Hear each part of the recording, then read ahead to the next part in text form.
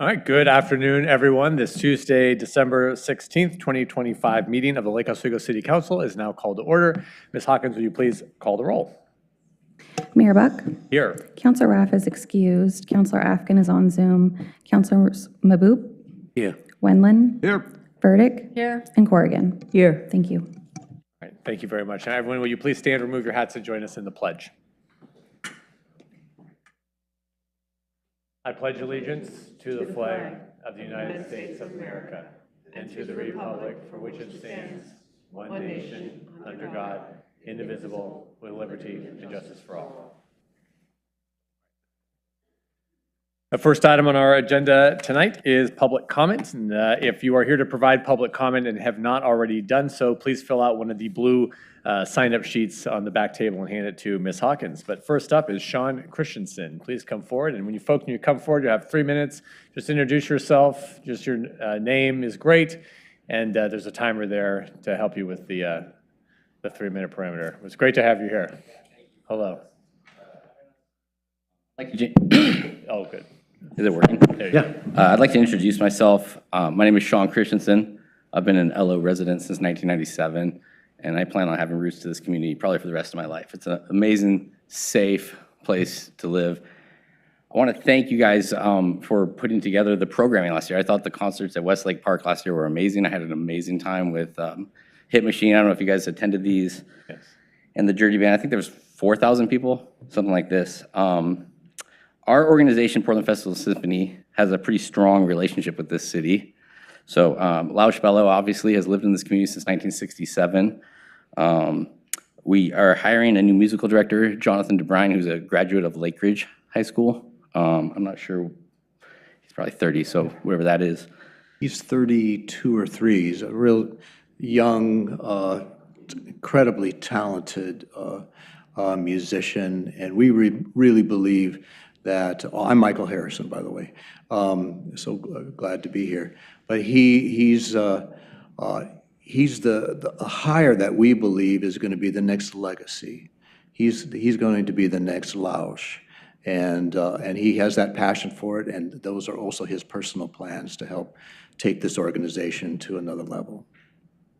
I just want to say that your park staff have been amazing. If I could just summarize why we're here in one sentence, it would be this, is that I think that our organization has some unique needs that don't fit into the mold of a traditional summer concert. It's easy to bring 4 or 5 people from a rock and roll band or whatnot, but 53 people, 53 opinions, a lot of things going on here. And our founder has expressed some interest in some ideas that are outside of the box. So I thought I'd let Michael kind of expand on kind of our vision and maybe our working relationship with the city and how we can, accomplish some things that some people want to have accomplished in their lifetime. Well, as we go through this transition, especially because Lausch is now becoming an elder and really thinking about his mortality, and so I think he has a certain urgency about a lot of issues, and he has a lot of ideas, and so we're helping him, with those ideas.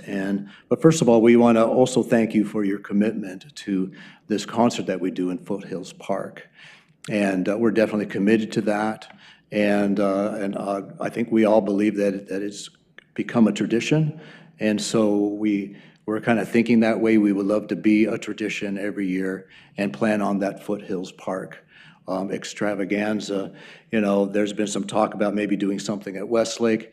The biggest topic, I think, for Lausch right now is he has this giant concert performance shell. So imagine you're going to go see a concert like at the Hollywood Bowl. And I think it's in one of your storage areas right now. So, and it's been there a couple of years. So I think that issue needs to be addressed and figure out what needs to happen with that. Where possibly can it be placed to the advantage of the city of Lake Oswego, where it can be a fixture that can be used, and maybe it's called the Lake Oswego Bowl. We'll come up with something creative where it really becomes an asset for the city and not just an opportunity for the Portland Festival Symphony to use to perform in, but for others. You can bring in all sorts of different acts to come and use that shell. It's very valuable. And once it's placed, it's only going to be 1 fee to place it, and I mean, it's a stout structure. It stood for years over at Merrillhurst. And, but that needs to be addressed, so perhaps maybe you can get in touch with in the future and we can have a little powwow around that and have some creative ideas. One of the really fun ideas that Lausch had is he really thinks you should have some young people, playing the piano here, before your council meetings, which I think is really fun. I hadn't been in here before, but, it'd be easy to put a beautiful piano in the corner right there that looks like this desk has wheels on it. You could just move it out, and you could place a piano here in the middle, and you got this, all these wonderful chairs here, and maybe through also my nonprofit, Play It Forward, and we'd be happy to donate a piano to the city. And maybe you could have a rotation of some kids playing like a 2 or 3 minute piece, to start the meeting and just get everybody in a happy mood. Or you can do some community concerts here with the different piano players in the area. And there's also, you could partner really easily with the Steinway store. They have the list of all the teachers and all the kids who are everywhere. Anyways, I just want to let you know, I am at your disposal to be part of any kind of creative think tank, to help with any ideas that you might think of. And I'm also here really to get behind Lausch and his legacy, because I have a long history with him, and I love him so much. But he's becoming an elder, and so sometimes some of these ideas, we need to be a little more delicate with him and help him along, because he deserves that kind of respect. Yes. Thank you both very much. Okay. And we Thank you for appreciate your you time. being here. Thank you. Chris Durkee. Come forward. I like the piano. Put the corner type thing.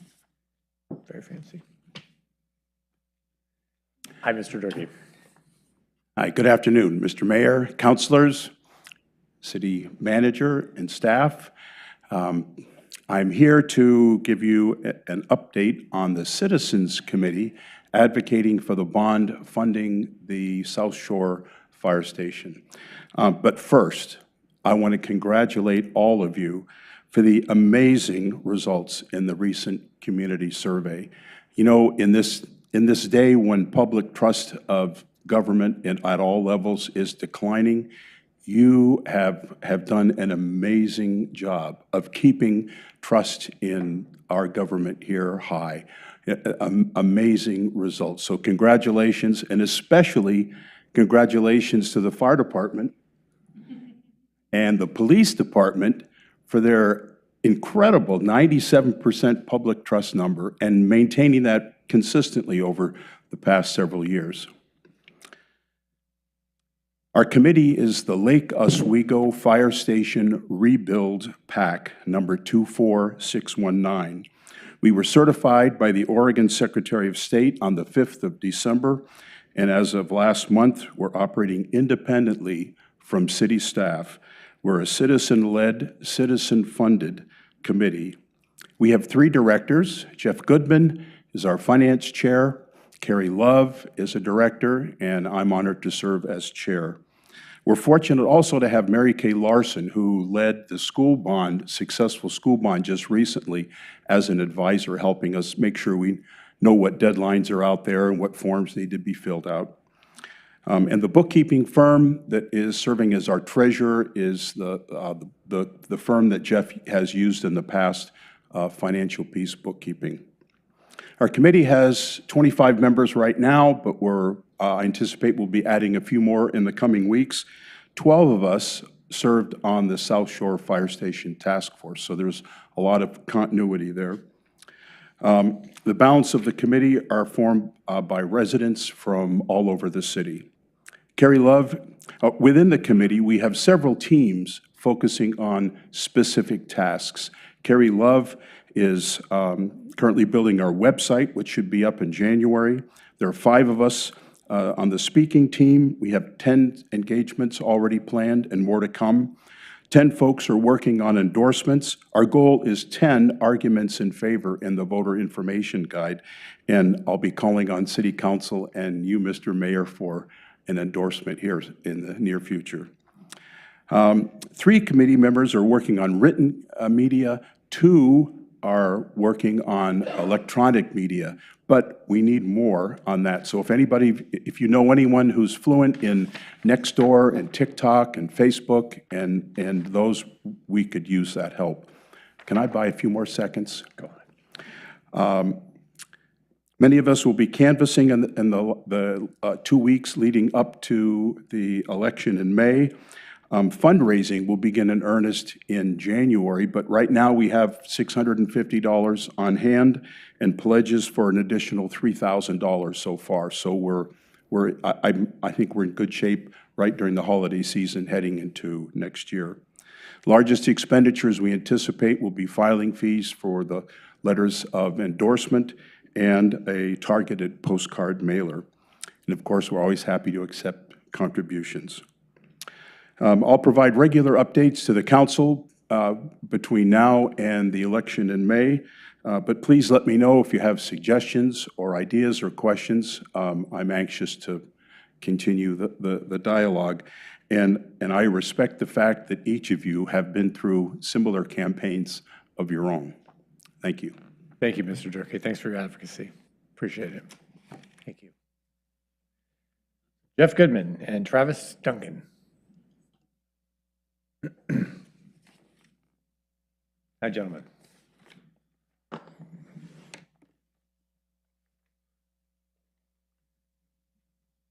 Good afternoon, Mayor, City Manager. My name is Jeff Goodman. I reside at 4088 Orchard Way. I've been a resident in Lake Oswego since 1976. I'm here today to introduce Travis Duncan. He is the CEO of Mary's Woods. I have the pleasure of serving on the board there, and I think this may come as a shock to several of you. I also serve as the treasurer on the board. Travis joined Mary's Woods as the CEO a little over a year ago, has been getting his hands around it. Mary's Woods is the 24th largest standalone senior living community in the country. Now that he has his hands much better around the operation, he's looking to get forward to getting more engaged in the community. And I wanted to introduce him, and he'll take it from here. Great. Thank you for having me here, and thank you, Jeff, for the introduction. It's been a tough year, first year moving in. I just want to say how blessed I am that this community is in Lake Oswego. What a lovely city for it to be in. It's just such a special place. It just feels so separate from Portland, and our residents feel that as well. So thank you for all that you do to keep it what it is. One thing I don't think our community does well is reach out to the broader community in the sense of Lake Oswego. We're as I understand it, the second largest employer, and we do very little to bring the city in or to give back to the city in many ways. And so one thing I asked Jeff to do is help me make these introductions so that I can kind of pledge what our community can do, and that is really become bigger part of Lake Oswego, to participate more, to support more in any way we can to bring, the larger community in to support us more. And so that's really why I wanted to be here today, not with any particular ask, but just to say we're here, and hopefully in the next year we can engage so much more in a meaningful way with our broader community. Great. So if any of you have ideas on what that could look like, I've connected with the chamber. I did the podcast, as I know some of you have. And so, but if there's anything you need, if there's anything we can support, if there's anything that Mary's Woods can do for the city, please let us know. We're here to be a part of it. Well, yeah. Oh, yes, excuse me. Yeah, thanks. Thank you, Your Honor. I just want to say thank you to Mary's Woods for the work you did several years ago to allow us to do vaccination clinics on your campus. And also thank you for being a partner with what we have called Rover and now is about to become the Bookmobile. We really have appreciated being able to collaborate with all of you about that. So I know you say you want to get better connected, but we've found you to be a great partner so far. Absolutely. Thanks, Ms. Bennett. Thank you. Really nice to meet you. All right. Mr. Goodman, thank you for bringing Travis in for introduction. Thank you. Look forward to working together. Mr. Goodman is buried next to my mother in Silverton. Oh, wow. I'm Jeff.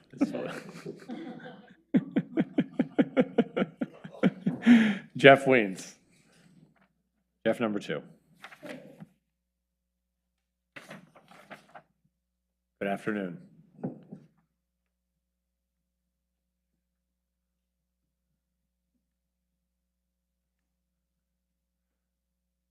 Good evening, Mayor, members of the City Council, and city staff. My name is Jeff Weens. I live in Lake Oswego.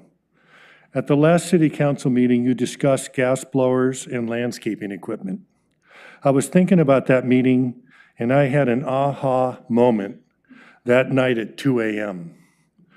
If there was a ban on gas-powered landscaping equipment, this would mean that all of the Lake Oswego employees will be using electric. This includes all of the parks. On my morning walk in Old Town, I can hear the gas leaf blowers being used at George Rogers Park. When gas blowers are no longer being used, I will be able to walk into the park without holding my breath. This includes the Public Works Department and the school district. The school district will not violate a city ordinance. This means that the schools will be free from gas-powered landscaping equipment. Imagine that. The large landscaping companies will go electric as well. If you own a large landscaping business, you are not going to violate the Lake Oswego ordinance. Like no smoking in restaurants, they will comply. These landscaping companies manage many of the HOA and commercial properties in Lake Oswego. Apartments, condominiums, and townhouses use professional companies to maintain their properties. If the landscapers are using electric equipment, the people in this community will be very grateful. Also, if electric landscaping equipment is the only option, then the companies submitting bids for the landscaping contracts will be electric only. All bids involve the use of electric and no gas. There will be no price alternative. The smaller landscape businesses will see the larger companies going electric and will know the change is coming.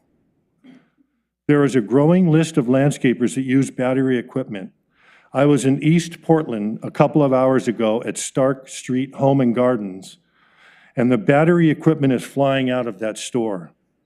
The Portland landscapers are preparing for this transition from gas to electric. The Cress brand is so advanced, it's changing all of the numbers from cost and efficiency. Many homeowners are transitioning on their own. I talked with a Lowe's employee, and they told me that almost all of the landscaping equipment sales are battery. This is a public issue. The sooner these landscape companies are told that they have to go electric, the more time they will have to prepare. Let's not wait to correct a public health issue. Let's do the right thing and ban the use of gas-powered landscaping equipment January 1, 2027. Thank you. Thank you, Mr. Weens. Diane Cassidy.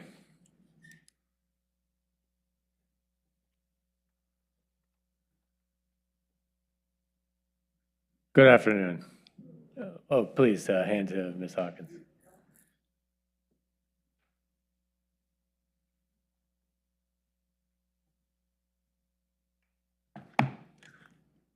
Diane Cassidy, 3601 Wren Street, Lake Oswego. I'm commenting tonight on the zoning at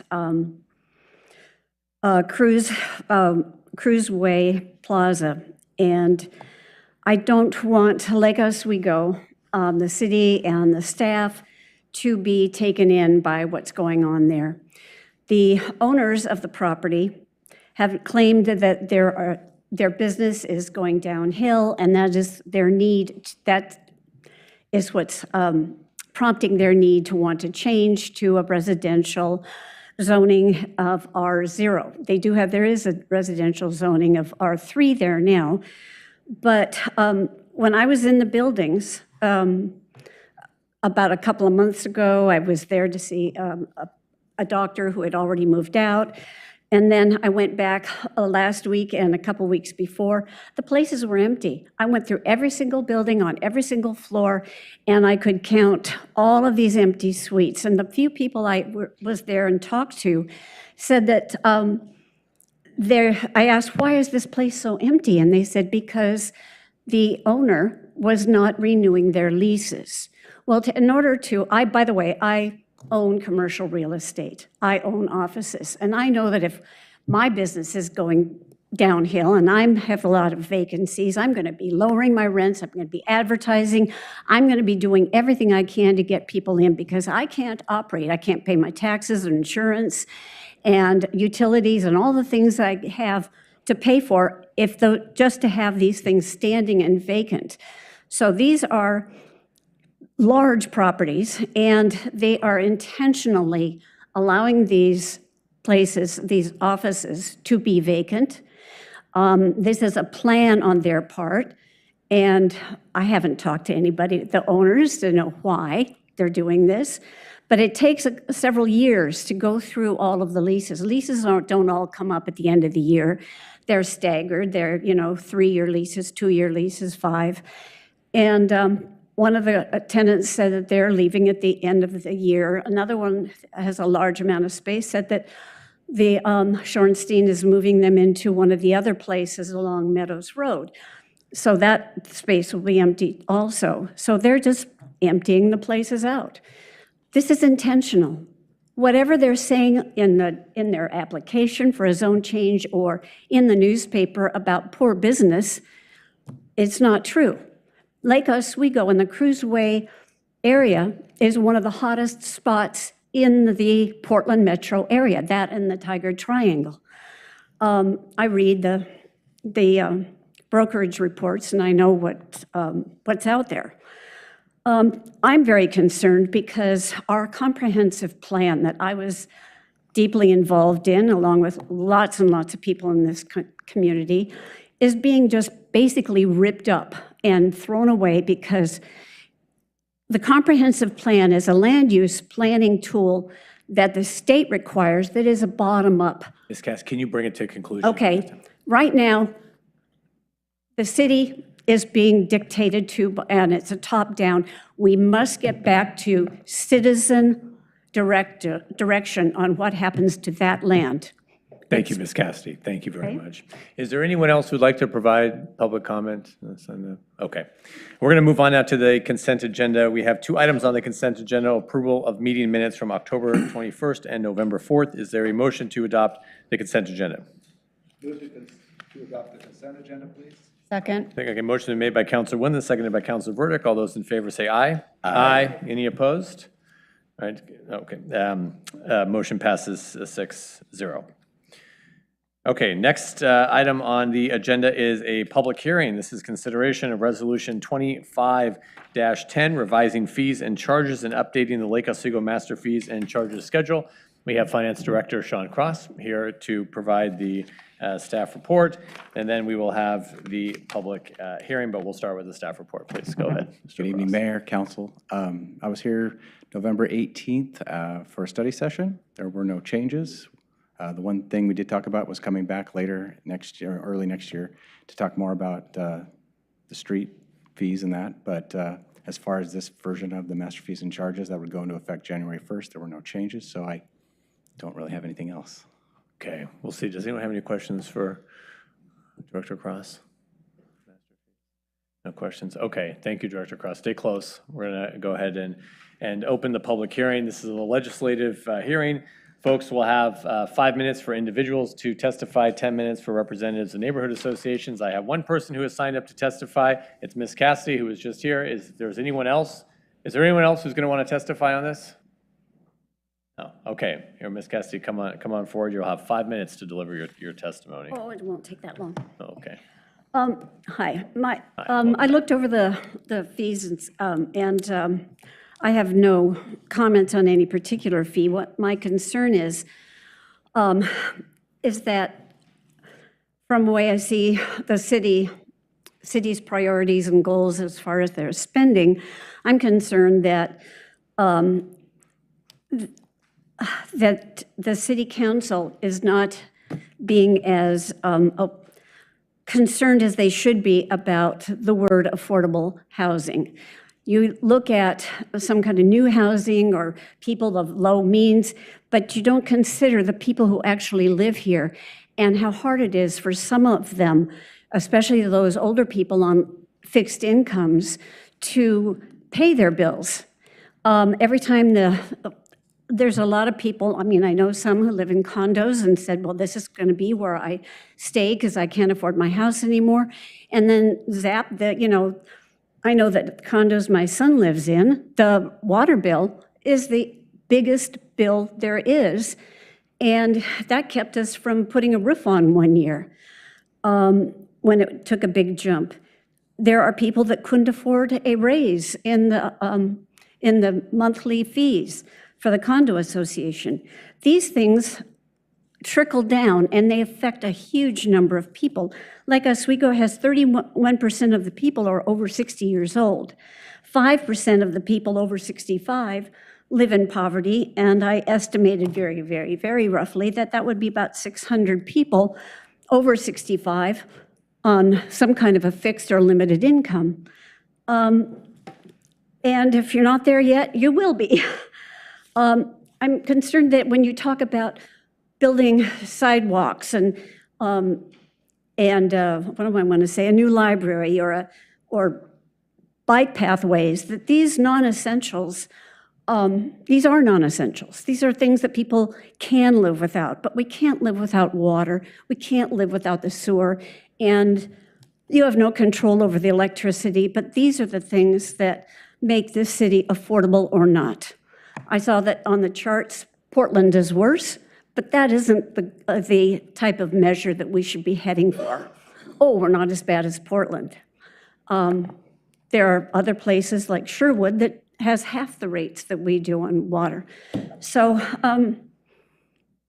I know you're going forward with a new sewage treatment plant. I know that last water treatment facility bumped our cost up just tremendously. Of course, the lowest project, but every single thing, even though it's an improvement that's necessary, there's got to be an awareness of the end payer, and that these things touch people and not just everybody who lives on the lake or has a lot of money. Not everybody does. And you have to watch our pennies for us. There's not an unlimited source of money out there. And if there is, we get to spend it. Thank you. Thank you, Ms. Cassidy. Just last call for testimony on this. Anyone going once? Okay. We're going to go ahead and close the public hearing and move to deliberation. Would someone like to make a motion? Resolution 25-10. Move to adopt resolution 2510. Second. Okay, motion's been made by Councilor Boop and seconded by Councilor Corrigan. We'll now have a discussion. Have anything? Any discussion? The only thing I had is just that perhaps in the spring we could look at some of the options for the we spend a considerable amount of general fund money in the street fund, and we could maybe explore just some options to take some of that pressure off out there to without decreasing the resources in the street fund. What do you all think about that? Explore options. Anyone interested in that? Anyone interested?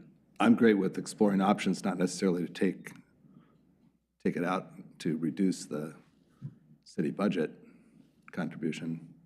I mean, I look at it as we need to find out if what we have that we're spending will maintain our pavement index to an acceptable level that we all agree to. Yes, yes. So that's all that I mean, if it means that we are in great shape, maybe the number goes down.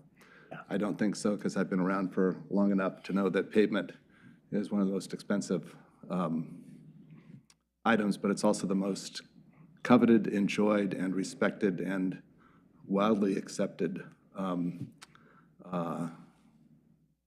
actions that we can do as a city. When somebody gets their street paved, they're very happy for a very long time. So no one disagrees with that. Okay. Yeah. Yes. Okay. Thank you. Okay. Any other discussion? Okay. All right. Let's take a vote. All those in favor say aye. Aye. Aye. Any opposed? Okay. Motion passes 6-0. Moving on to council business, item 8.1. This is consideration of resolution 25-49. This is authorizing an intergovernmental agreement with the City of Portland for wastewater treatment. We have our Director of Special Projects, Stefan Broadus, here with us this afternoon. Mr. Broadus, good afternoon. Good afternoon, Mayor, councilors. Thank you for having me. And today I bring forward for your review and approval the work product of staff from City of Lake Oswego, City of Portland, to manage and guide our wastewater treatment for the foreseeable future. So the agenda for today's presentation is brief. I want to accomplish three things. One, I want to give a brief overview of the history of the IGA. It's been in place for quite a bit, so I want to take a quick minute to talk about what it accomplished and how we carry forward the mission of that IGA into the future.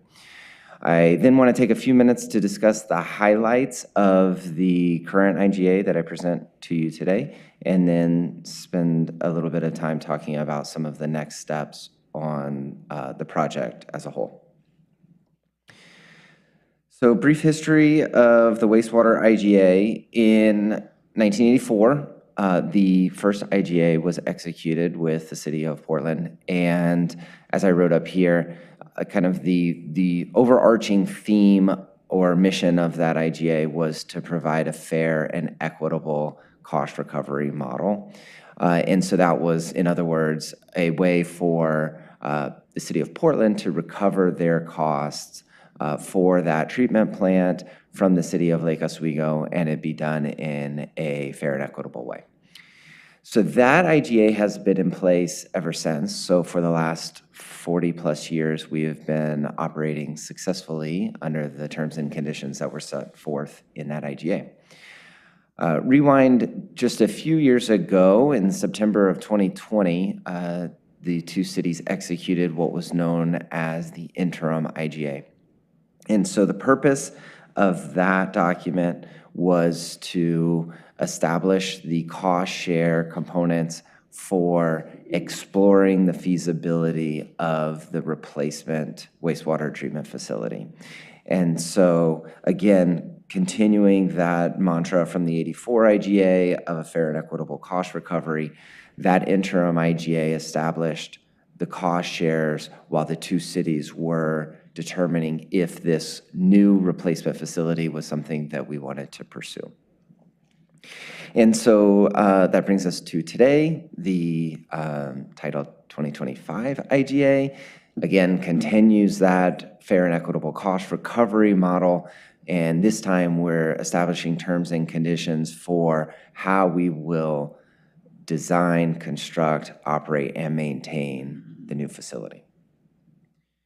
So with these three IGAs up here, it can become a little confusing on how they function relative to each other, and did one terminate the one before it? And so I wanted to give a quick graphic of how these three work, because it is a little confusing. So the 1984 IGA has been in effect, like I mentioned, for the past 40 plus years.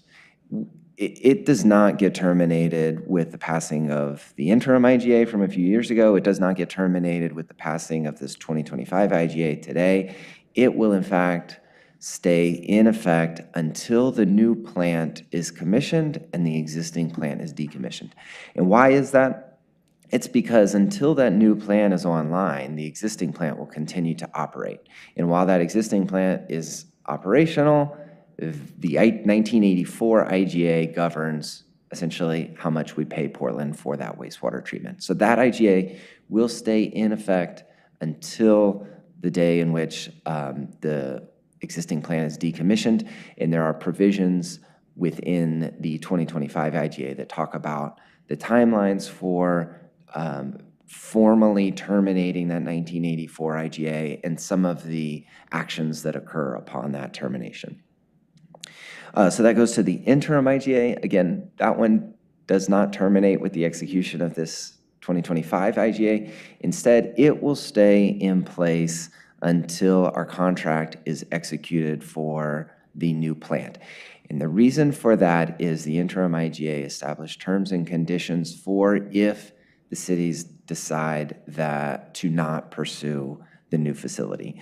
Now, even at this point, that is not expected, that's not preferred, and not ideal. But it is still a possible outcome at this point, and so that interim IGA technically is still in effect.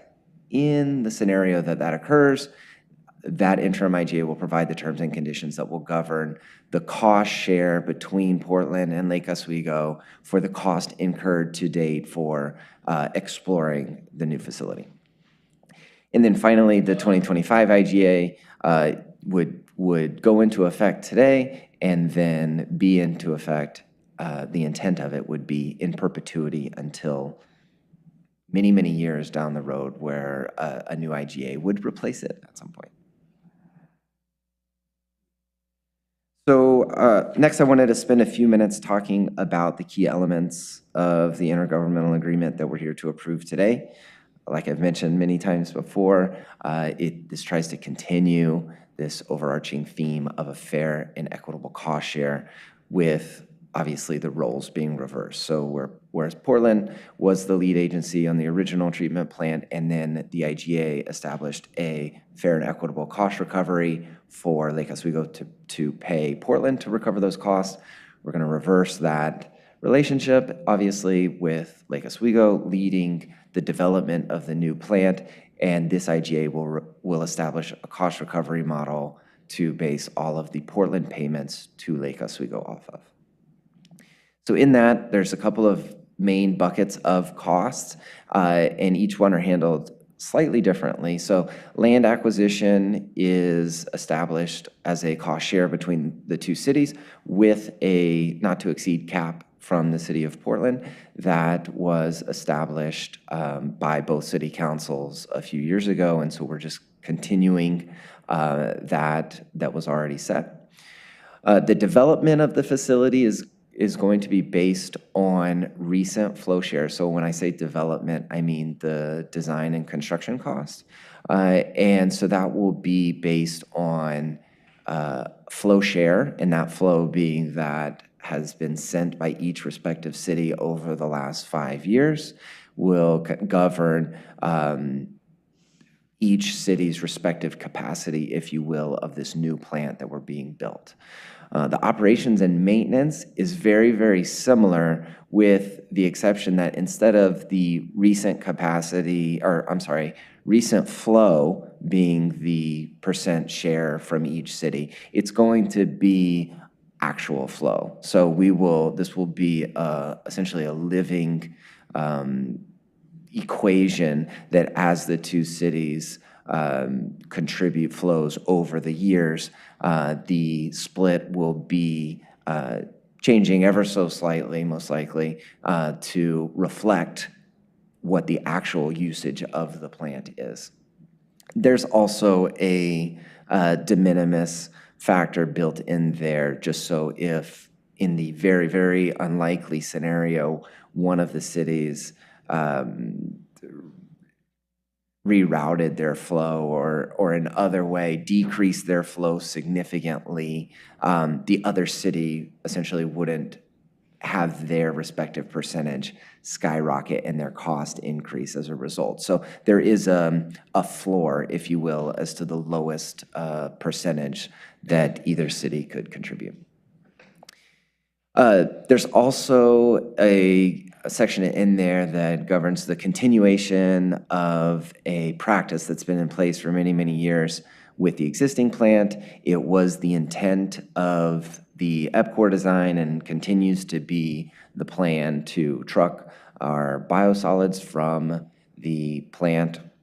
And again, in the existing condition, that's the Tryon Creek plant, but in the proposed condition, we would still continue to truck those solids up to the Columbia Boulevard plant. So there's some language in the IGA that reflects the appropriate cost share between the two agencies for the cost that Portland incurs in receiving those solids. And then finally, this is something that was agreed upon a few years ago, but it is memorialized again in the 2025 IGA that upon successful commissioning of the existing plant, commissioning of the new plant, decommissioning of the existing plant, Portland would then transfer the parcels on which the existing plant lies to the city of Lake Oswego.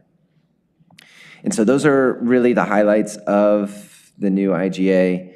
As a quick schedule milestone recap over the last 6 months, plus looking forward to the next few years, we issued our request for proposals to the qualified contractor back in July. Since then, we've been working with them to establish design criteria and working out various contract terms, all sorts of things, preparing them to submit a proposal. In August, we closed our WIFIA loan, and we've been working with the EPA on starting that administration of that loan. In December, today, we would execute this IGA. And then looking forward, we expect our proposal from our qualified contractor in March. We would then enter into negotiations with them as well as our owner's advisors team to make sure that we are fine-tuning the exact scope relative to the cost to get the project that we need. All leading up to executing that contract with them in the fall. We would then start incurring costs from the contractor for design and some demolition and grading. And so in the end of next year, we would start drawing on our WIFIA loan to be able to make those payments. Construction would then proceed over the next 2 to 3 years. At some point in there, we would have expended our WIFIA loan to the point where we would need additional capital money to pay for the remainder of that cost. So you see in there, I have penciled in somewhere in 2028, we would sell bonds to cover the remaining portion of the capital cost. And then in 2029, the construction would be complete. We would commission the new plant, get it online, transfer all the flows over to it, and then decommission the existing plant.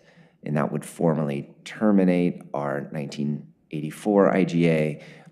We would then transfer the properties to Lake Oswego, amongst a couple of other things as written in that formal termination. But that's the next couple of years, and that's the roadmap to get the new plant online. So with that, that's the IGA, and I'd be happy to answer any questions that you may have. Thank you, Director. Colleagues, questions? Councillor Corrigan. So I understand that this is really an equation that we'll use going forward as we operate the plant. So I guess I had a couple questions around that. One is, have you probably put some numbers in to test it and see how it rolls with regard to our desire to keep the rates about 3.9%? Yeah, I mean, I'm just curious about the set of numbers, how big it was, how robust it was as you were kind of testing it, just curious. I have put in a few different scenarios into our cost model. And, you know, as you can imagine, the low end range of those estimates works quite well with our model. The mid-range estimate works as well with the model. And then once you start getting onto some of the less ideal scenarios of what the cost of both the construction of the facility plus the long-term operations and maintenance of it, it starts to put pressure on that cap.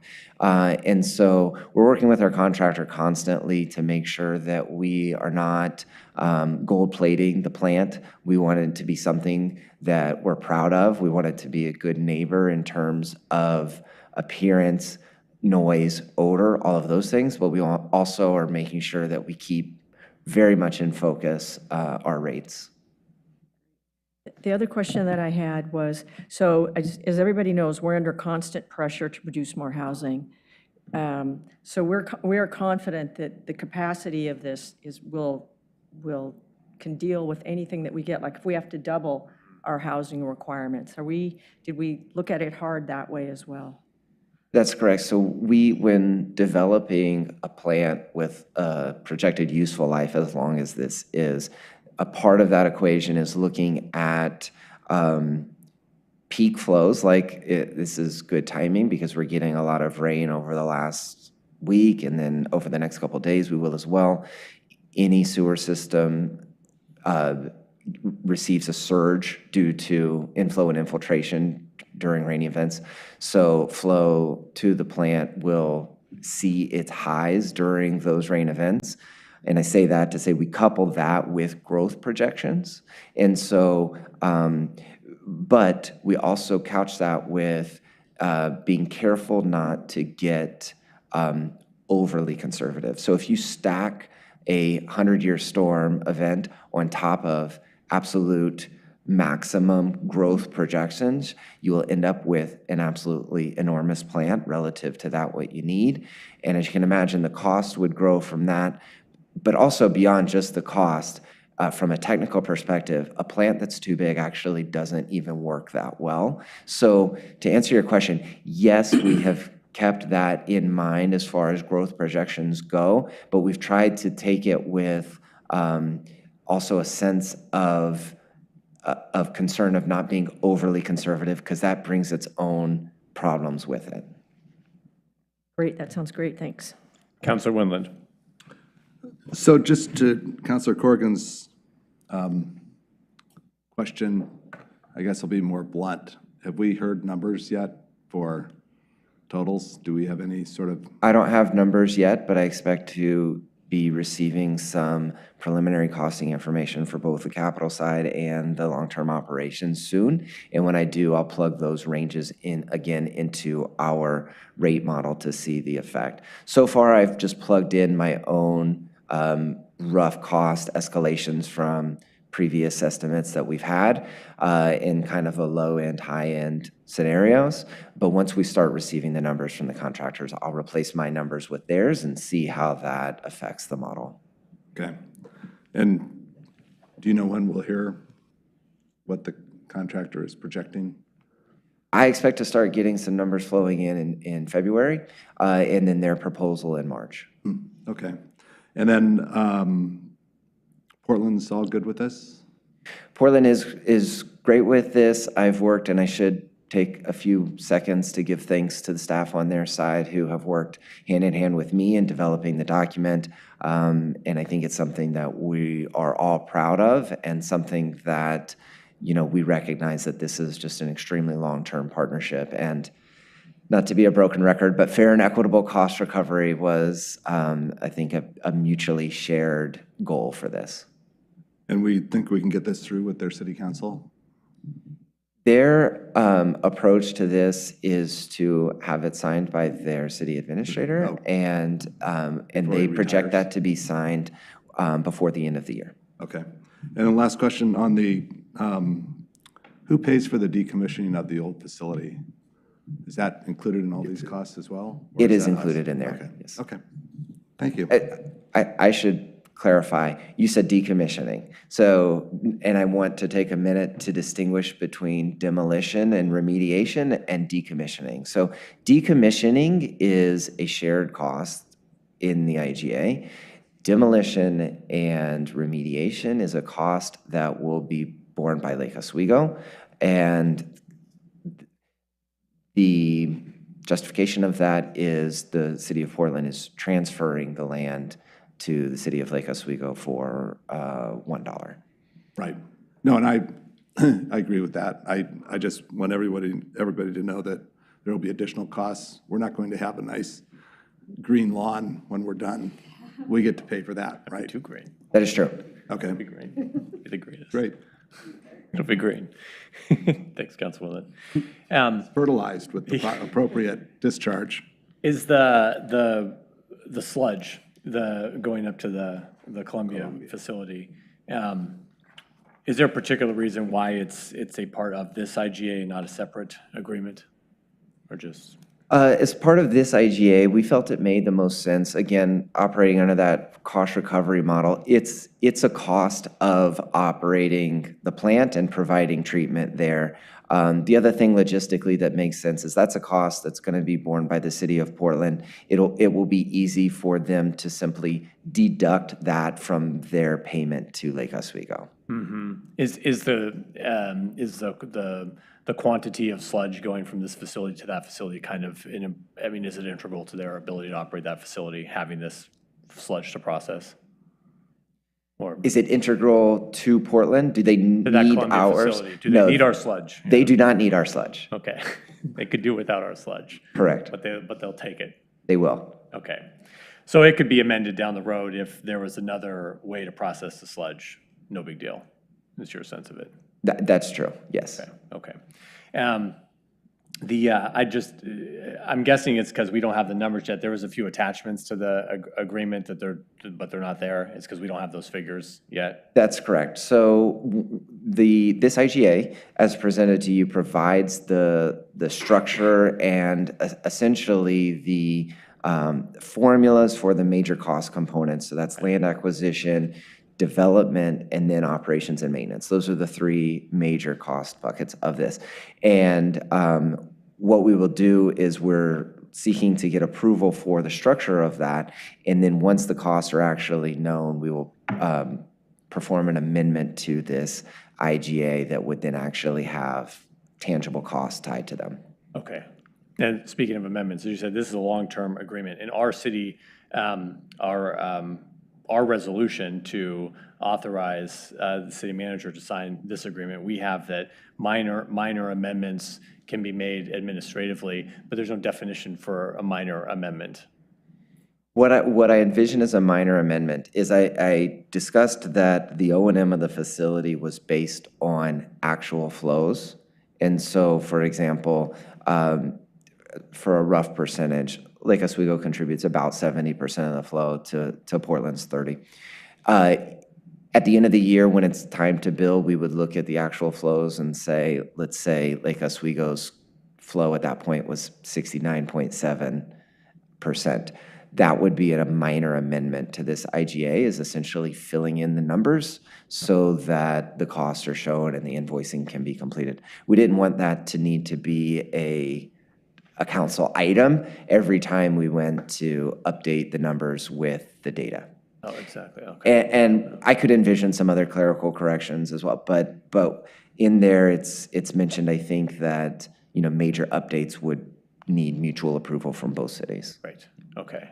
Rebecca, if I could just, I also caught that language, right? We usually use scrivener's errors or, but I understood completely when I read the document that a minor amendment, even though it's not defined, gives the city some flexibility administratively, like Mr. Brodus said, but also if there were things that council or your city manager decided, oh no, we want council to see this, then you absolutely could do it. But it gives you that flexibility to do things that aren't purely scrivener's errors in the way that Mr. Brodus just described for the record.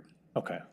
That sounds good. So I thought that the percentages were part of the IGA, like that is how it's going to be built, not an amendment to the IGA.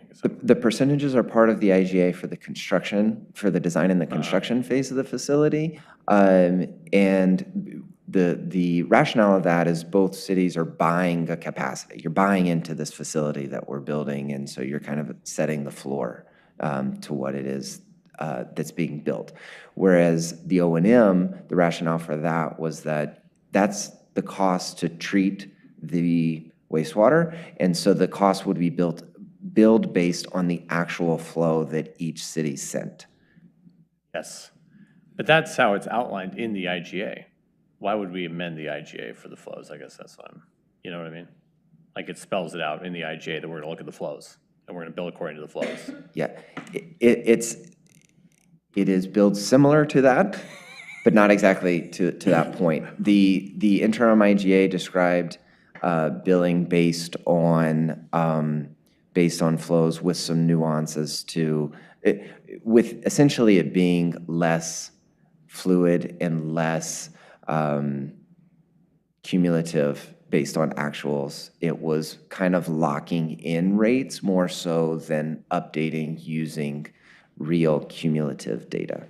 Oh, okay. So we are going to update then based on the real cumulative data. That's correct. So that's outlined in the billing procedures is to insert the respective flow from each city, and then that determines the percentage split for that billing cycle. But that is considered an amendment to the IGA. That's considered a minor amendment to the, so staff would process that invoice amongst each other. Okay. Sorry, just kind of the semantics of it all, yeah. Councillor Afghan has a question. Thank you, Mr. Mayor. Director, very informative information. I have two questions. Demolition and remediation cost, is that an extra cost above and beyond what we're putting together, or is that included in the financial analysis?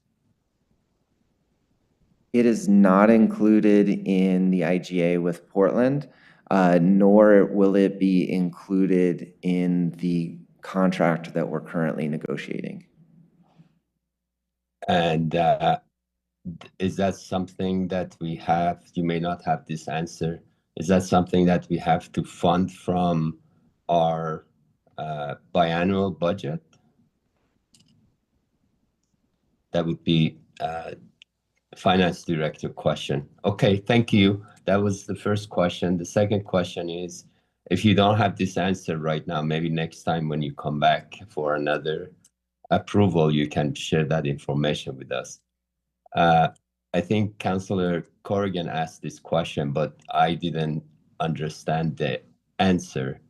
So if you can tell us what the capacity of the existing wastewater treatment is and what does it operate at right now versus the capacity of the new wastewater treatment and where it would be operating at. So we can sort of see the capacity increase and also the operational increase, and percentage-wise would be okay as well. Sure. That's probably a comparison best sent in a follow-up memo, if that's okay, because there's a graph that can explain this in 30 seconds, what it would take me 10 minutes to do, and I think it would be more accurate as well. So if it's acceptable, I'll send a follow-up. Okay. Yes, thank you so much. That's very okay. And maybe in that follow-up, we can also have an estimate of the demolition and remediation cost. Sure thing. Thank you. Thank you, Councillor Thank Afghan. you, Mr. Mayor. Thank you. Okay. Well, thank you very much for bringing this forward, and thanks to your good work with the City of Portland and for their continued partnership on this project. It really is a great intergovernmental effort all around on this important critical project. So would someone like to make a motion to adopt Resolution 2549? Move to adopt Resolution 25-49. Second. Okay, motion's been made by Councillor Winland and seconded by Councillor Corrigan. All those in favor say aye. Aye. Aye. Any opposed? Okay, motion passes 6-0. Thank you. Director Broaddus. Appreciate it. Okay, next on the agenda, moving on to item 9.1, this is a study session on the South Shore Fire Station project cost range. We have Assistant Fire Chief Chris Artman here, and she has representatives from our general contractor and architect on the project joining her, and we'll let Chief Artman introduce the group here. Welcome to you all. Okay.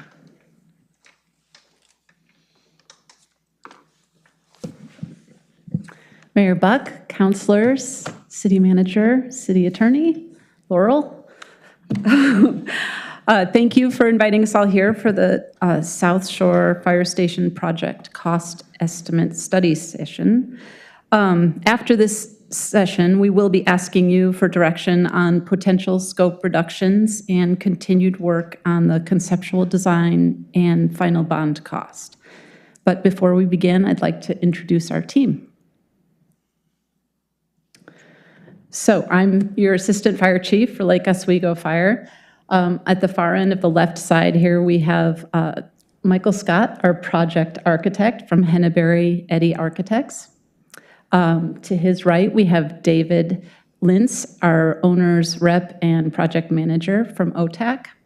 And then on my right, we have Bremick Construction's Spencer Bradley, who is our construction manager, general contractor. Okay.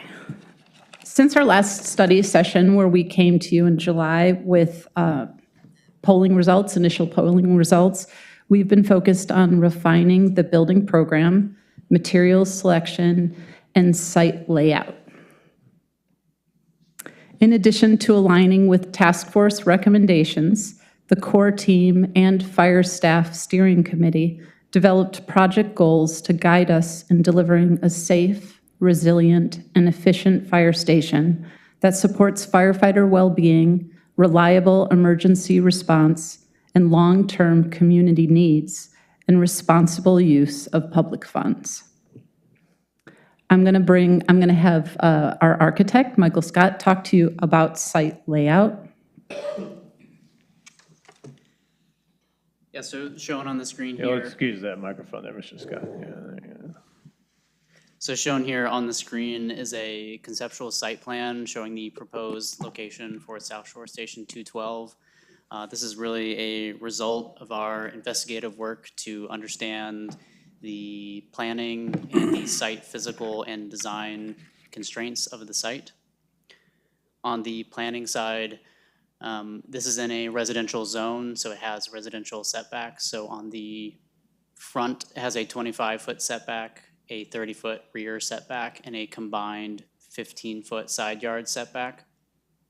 South Shore Boulevard is also has a special right-of-way dedication. That's a 40-foot right-of-way dedication, which actually cuts the front 8 foot of the existing property off, so that's depicted in the front there. The site also has 2 easements that flank the east and the west. On the west, there's a sanitary sewer, and on the east, there's a stormwater easement.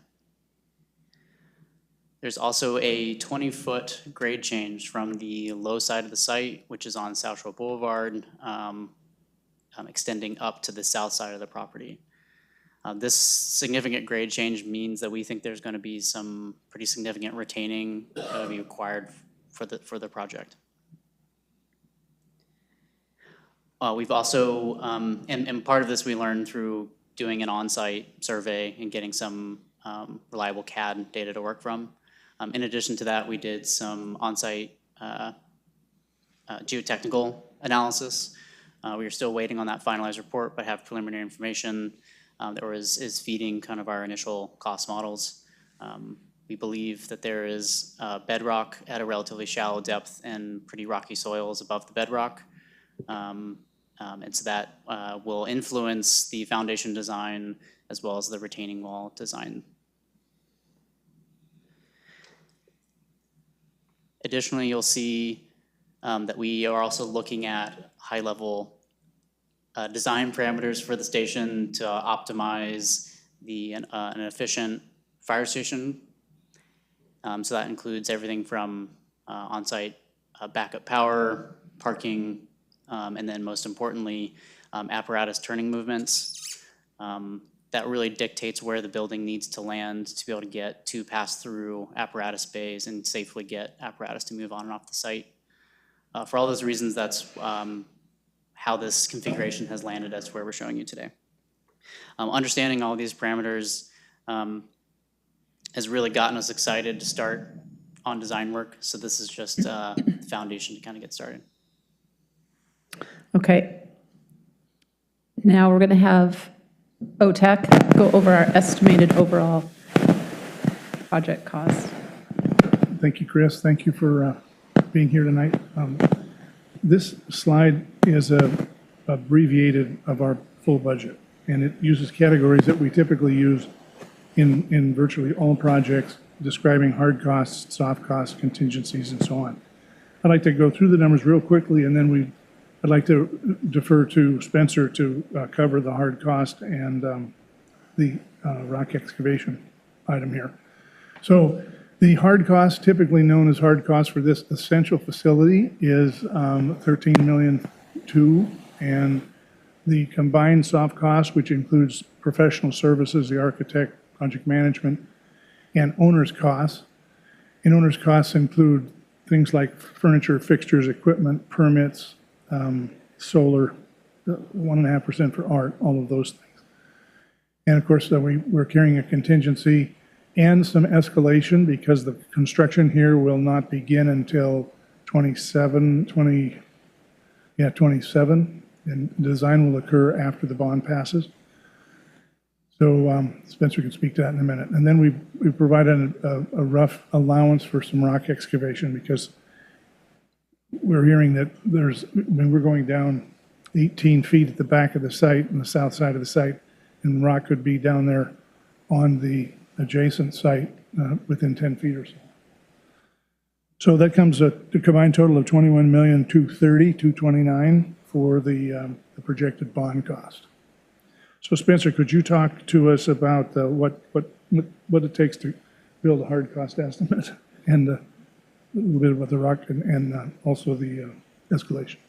Sure thing. So the hard cost portion of this is, as Michael mentioned, let me back up. As Michael mentioned, we have a conceptual location in nature at this point in time and a rough square footage of the fire station.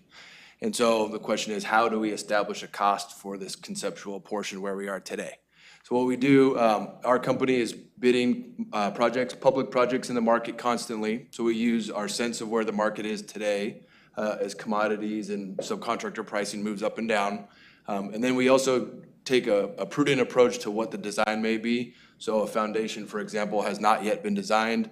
We have a good understanding of what a critical facility may have for a foundation, and we're using that as the basis for establishing these hard costs.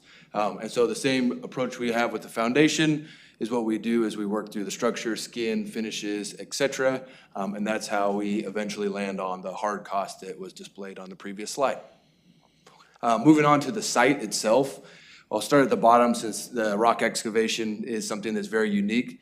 This slide captures items that are specific to this site and may not have been captured in the task force initial report that was done previously. So the site, the information we have, and I'm gonna read off the geotech, we have a paragraph, we don't have the full report yet, as Michael indicated. Between depths of 5 to 10 feet below the existing grade is where basalt is found, and it's in varying levels of decomposition, so meaning that it may just be cobbles or it may be solid basalt. That part's to be determined based on the geotech's forthcoming report. But their recommendation is to make considerations for significant quantities of intact rock or near intact rock to be removed, up to several feet of intact rock. So this is a product of the site. It's something that there's no way the task force would have known this information at the time, but it is one of the drivers of cost that is putting the total bond where it is. A couple of the other specific things are the retaining wall system. There are benefits to having a bunch of rock in the site. It means that the retaining wall system, you can use a gravity wall type system, which is a bit more cost effective versus a driven system, because you have a solid foundation right there. So there is some positive to having the rock there. The other thing that you're seeing is there's a large cost for exporting from the site. It's much more labor intensive to remove rock from a site than it is to have some sort of soil, sandy loam, clay, whatever it may be. So there's some additional cost there. And then lastly, working our way up to the top is the temporary station. The temporary station, there were some options alluded to there, but not a cost applied to them in the task force's report. And so what we've put together here, Chris has done a great job working with TVF&R to locate a temporary station that could be purchased. Utilities ran to its temporary location, installed on site, used for the duration of construction, and allowing the fire department to maintain the response time to the neighborhood that it currently serves. And then that station would be removed and theoretically could be sold at the end. A sale is not reflected in these numbers because that's pretty speculative of what that would look like at the time. But there would theoretically be some value there as well. Thank you. Okay. We had Finance Director Sean Cross create the millage rates for us, and these are dollar per thousand based on a $600,000 assessed value home. As you can see, there's not a whole lot of difference in the millage rate per thousand from 20 to 22, and right now we've got ourselves, we're just a hair above 21 million, so the yearly cost would be $114 per year for a house at 600,000 assessed value. With those numbers, I just wanted to go back to the initial polling results from June. And in that 20 to 22 million range, we're still at 59 to 60% willing to vote yes on the bond. And it's important to note that these polling numbers were prior to any community engagement or education with the community, and we've had extensive connection and outreach since then, and it's ongoing. So we do expect those numbers to get even better. The second look is between $100 and $150 per year. 66 to 61% of community members that were polled were willing to vote yes. And again, we're kind of right in the middle there at 114, but all the way up to 150, we're at 61%.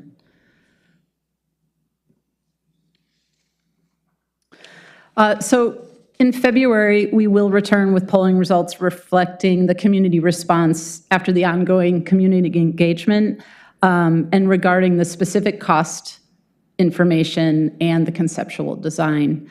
But within this study session, the team was asked to identify cost-saving considerations. And so we've got 3 up here. The community room and associated space, meaning the public restroom, the lobby area, would reduce the cost by approximately $960,000. The 8 bunk rooms reduced to 6 bunk rooms and 3 toilet showers would give us about $175,000.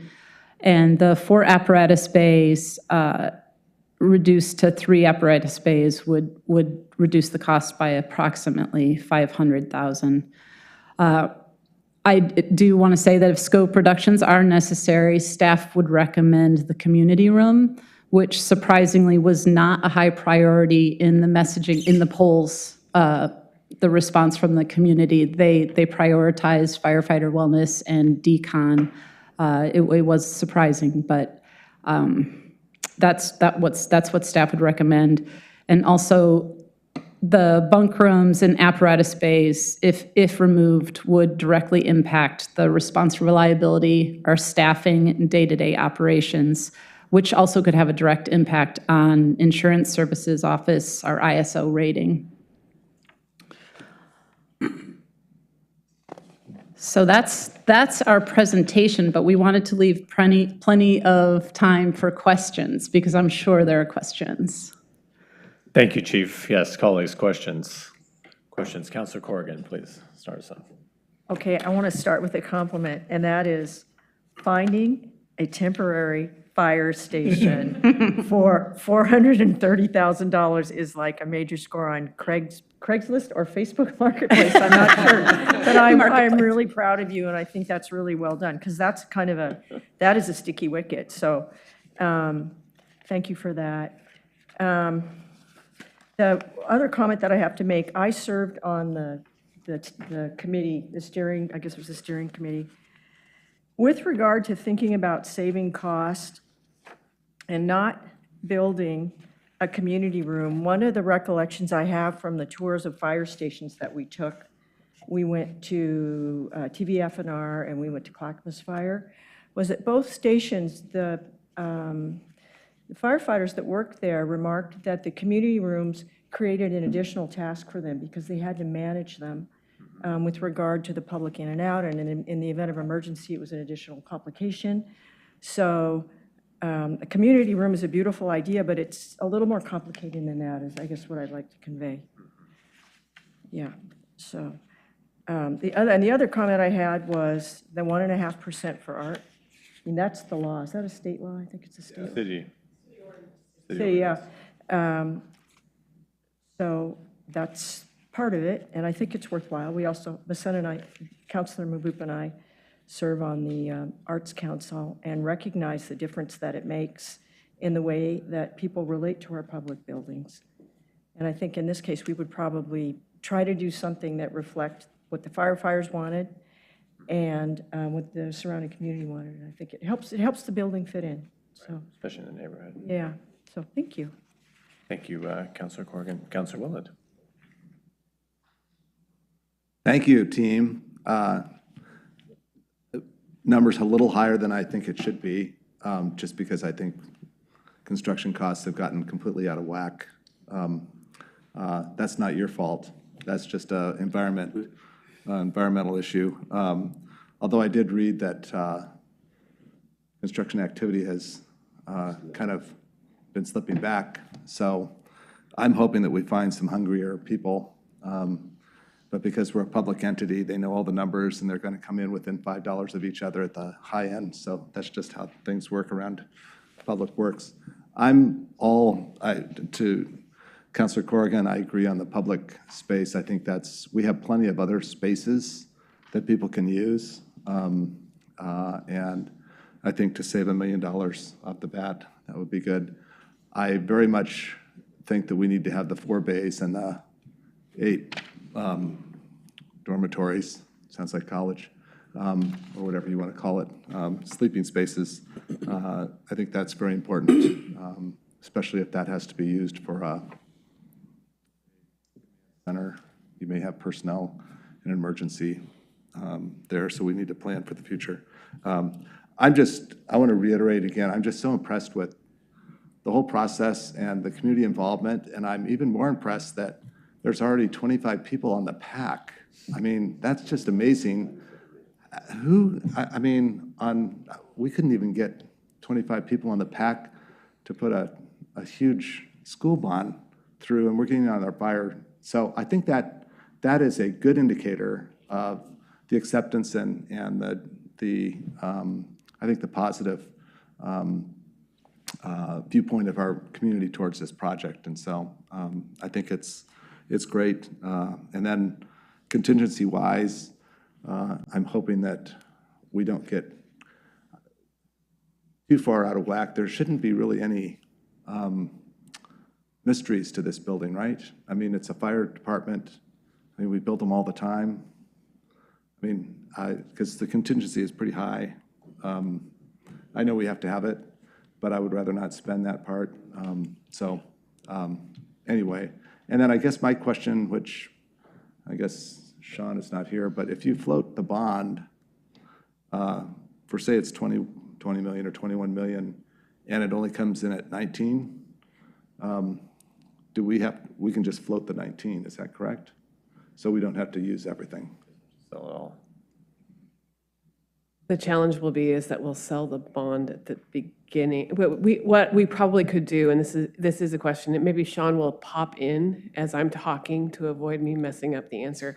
I think we could sell the bond in phases. You don't have to sell it all at once. So you could sell the bond for design and initial construction, and then when you got bids, you could sell the remainder of the bond. So that's how we could manage that.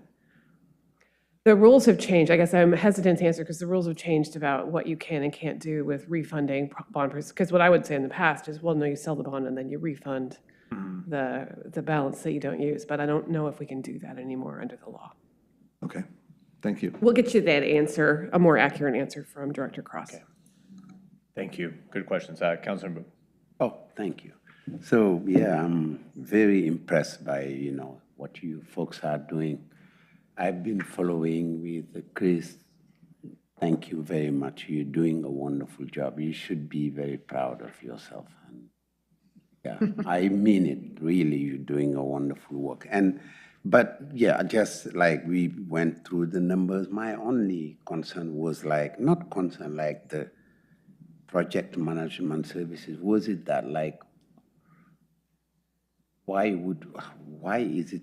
Who's managing the project? Why it's not part of the folks who are doing the work? We have myself, and OTAC is the project manager owner's rep. So yeah, is that what you're asking? Yeah, why is it 600? What's the $600,000? Why is it 600? Yeah.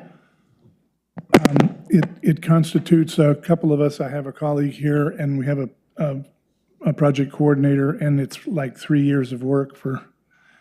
It's just labor, to be present, to be to attend all the meetings, multiple meetings every week for a couple of years. And that's the basis. And can you remind us what our contract with OTAG, I think it spelled some of those things out, but what I can't recall is, was it a monthly amount that you were billing? I think that would help. Councilmember Booth hasn't seen the contract, and so I think he's asking some of those very basic, detailed questions, if you could give him that. That particular number is based on another fire station and kind of our experience, what we expect to spend for it.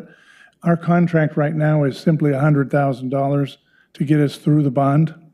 And then there will be we would probably help you do it, but create a request for proposal for project management services. And I will also say that we found with City Hall in particular, having an owner's rep actually ultimately saved us money on construction. So it is a large number, but I think it will overall reduce the total project cost as compared to, say, the LORAC, where we didn't have that and we had several staff people on city staff devoted to project management. We probably spent at least the same amount of money. And no, like my understanding is maybe like John said, they like we're government, and like when we are doing, when for example you are doing your home, you want like you have a contractor. Why would I have someone that oversee what they're doing if? It's just, I just want to know. Sure. Again, sorry, but it's something I want to make. And maybe if you could even describe with it, but I really don't. If you could also maybe in answering his question, describe you said, there was $100,000 not to exceed. Can you explain to him, like, how have you billed for that? Do you do it? Invoices? Yeah, didn't cover that. You see what I'm saying? Yeah, it's time and material. I mean, it's in my former life, in my former company, I billed it as a monthly retainer, frankly, and spread it over the whole cost of the job. But at OTAC, we basically bill our job cost hourly rates, per month. And then it's an estimate of what it should be. I mean, what we think it would probably likely be, that 600,000. And in terms of, to answer his question just a bit more fully, the kind of services, Councilor Booth and many of us are accustomed to our own home projects. And I think what he's trying to convey, even though he is a professional that owns buildings, is, no insult to you, but what do you do? I think that's what he's And because I see the contingency, and then I see that the professional services there, and then, so in the project, you'll see almost $1 million. That's not really something that's going to the construction. And yet, we are gonna say, we don't want a community room. But maybe with that, we can build a community room, or we save money from that, like not going 20 million, but maybe $18 million. It's just like, Councilor, I have over, I hate to say it, 40 years of experience managing construction jobs and in this particular contract form. So our job, and I've used this term before, we like to try to see over the horizon and prevent mistakes. If we see something going sideways, we try to anticipate it ahead of time, and we keep the team together. If there's disputes, we find a way to mitigate the arguments and keep everybody happy. I mean, our atmosphere is fun and engaging and looking forward. So, we're here to give that technical expertise to the city. Very early in my career, I'm an architect, and I have an MBA, and I early in my career was told to become a lay between the technical, become a translator between the lay and the technical. And that's been my whole career as an owner's representative. So I understand all the technical issues of both the architect and the contractor, and I'm an interpreter of those things to save time and money and keep the machine streamlined. And I believe we earn our fee every single time. Thank you very much. Thank you. And Director Krause, did you hear Councilor Winland's question? Oh.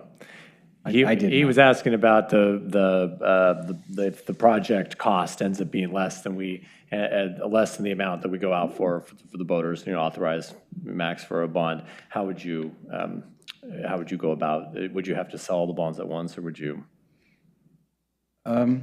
It kind of depends on how long the project took to go on, but we could probably sell the bonds in 2 issues, so we'd have a better idea on the second issue. You know, if it's $20 million, we could probably sell $8 million the first and then $12 million, since most of the construction is actually going to happen in the second half, so we need more of the bonds in the second half. But we can, that way we'll have a better idea.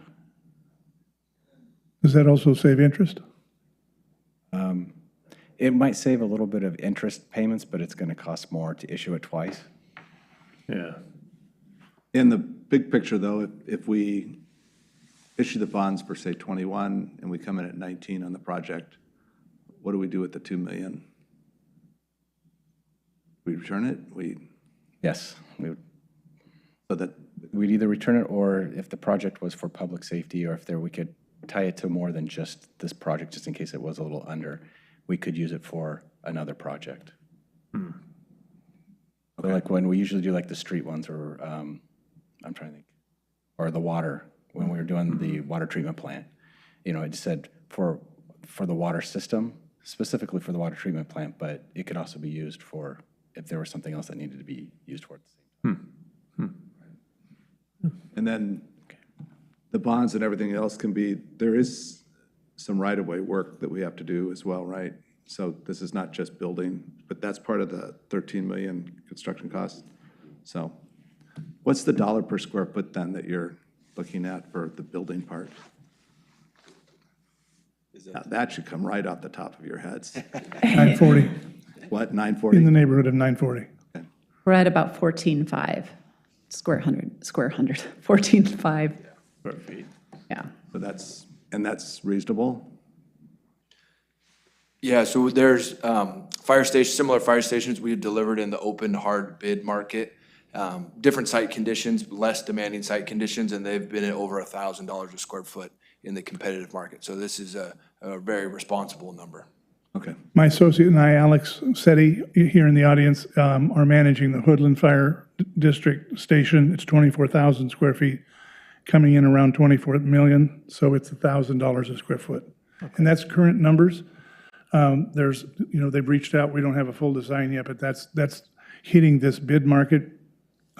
Commissioner Wendland, that you mentioned, is hungry, and there will be competitive numbers for us. It's a good time to go out.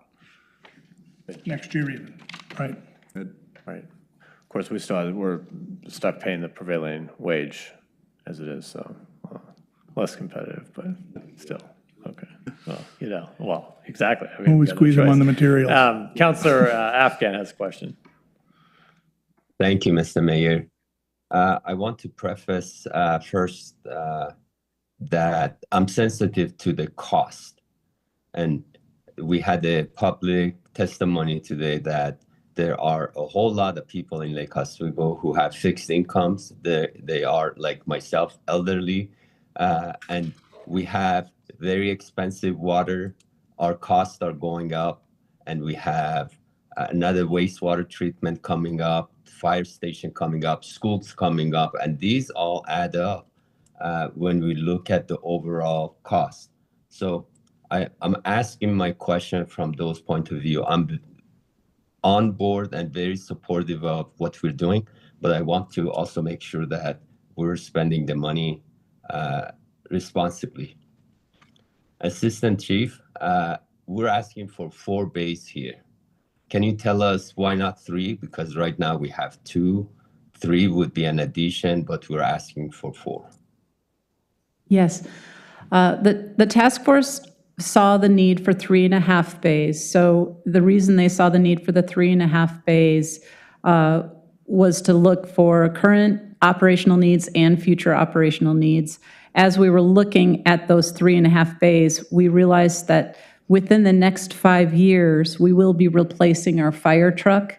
And we have, for the first time in Lake Oswego's history, the opportunity to have a reserve fire truck, which will save wear and tear on the frontline apparatus, allow us to have a redundant resource, which assists in maintaining our ISO rating.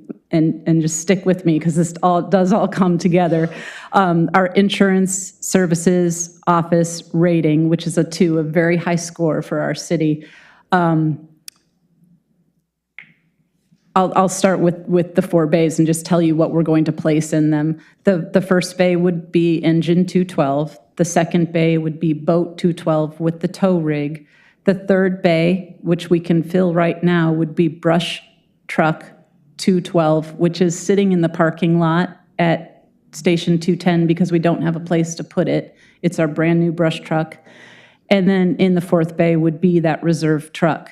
Now, the insurance service office looks at redundant resource for determining your ISO rating. So the fact that we would have a truck to put in service when our frontline truck goes to get preventative maintenance 3 times a year, which takes about a week, so 3 weeks out of the year, say a mechanical issue comes up that can't be fixed on site, they will come on site if they can, but if we have to send it to the shops, it could be another week. We have another truck that we can put right in service. It's a different resource and provides different operational needs or response than a fire engine does. It has the heavy extrication, the rope rescue, the water management, the saws, the forcible entry. It's a totally different resource than a fire engine. And right now, our fire truck crew goes into a fire engine when that truck is out of service. So, and I'm not mentioning the most obvious, which is the 100-foot aerial. So we don't have that capacity when that truck is out of service. So, in 5 years, we will fill all 4 of those bays. And I also didn't mention the medic unit, which I would like to have a medic unit stationed at Station 212, but that's another conversation. So does that answer your question, Councilor Afkin? Yes, thank you so very much. That was very comprehensive answer. So there is a justification why we would need the 4th one. Thank you. The next question is for the architect. I don't know what these cost estimates are based on as far as the design is concerned. I made an assumption that this is a traditional building with bricks and mortars and sheetrock and these kind of things. Can you tell us a little about the design? Have we considered other options like Butler buildings or other design that would reduce the cost? Yeah, so not too dissimilar than what Spencer was saying on the construction side. We use our extensive knowledge of working on essential facilities and other fire stations as kind of the backbone to the beginning of this discovery. This is going to be an essential facility, so there are seismic requirements that come with that. So that does dictate a little bit of how the building is constructed and how it's configured. And so we are taking that into consideration. We also are taking into consideration full life cycle cost analysis when we think about the finishes and the components that make up this structure, wanting to make sure that we are building a 50-year plus fire station. So investing in the building now. Also trying to understanding that the crew in this building are the ones who are going to be maintaining this facility. So trying to make selections that are going to take the burden off of them. So I think what we do is we work in concert with Bremick, kind of using those goals and our understanding of the market to select certain systems. We understand their cost per square foot and applying those to the program we're designing for. And we use all of that to kind of work towards the cost that we've been presenting to you today. Not to mention the fact that, excuse me, the 4 bays there's no housing or no other building elements above it. And because of the nature of this site, we've got a 2-story station on half the building. Mm-hmm. So it kind of eliminates things like Butler buildings and. Understood, thank you. The next question is for the general contractor. I noticed that escalation 6% also. If we're doing a cost estimate right now, what is that 6% escalation? How did we come up with that? So the 6% escalation is established through a bit of a blend of art and science. We don't know exactly where this project will be in mid-2027, assuming the bond passes here in May of 26. The recent CPI, if you look at the last 5 years, we've seen monthly changes as low as 1% and as high as 9.1%. So quite a large range. On average, over the last few years, it's just below 5%. And this is what the task force reflected in their report and is a pretty responsible number. In light of the economic volatility that we're facing with interest, if interest rates bounce back or if tariffs or things of that nature occur, there's a little bit more risk there. And so for a bonded project, we felt the responsible number is 6% annualized in lieu of 5% that was carried in the task force's report. Did I answer your question? Okay. Yes, thank you so much. Last question for Assistant Chief. My understanding is that tonight's decision is for what scope we're going to go forward with and approximately what size of a bond we're going to put out. And those are the decisions we're making right now. It's not a decision for contracting a strategy and or compensation strategy of executing the project. Is my understanding correct? Your understanding is correct. Thank you. Thank you, Mr. Mayor. Thank you, Councilor Afghan. Thank you, good questions. So the process said, so first let's talk about the programming real quick. So I think there's a general consensus that we do want to remove that community room, and we've talked about that before. Okay, so let's ex-nay the community room from the plans. But we like the inclusion of the number of bunk rooms and toilet, showers. I am at Italian marble, I presume. Make sure this sparingly lasts. Yes, we'll get a great deal on that, I'm sure. And then the bays, the 4 bays, okay.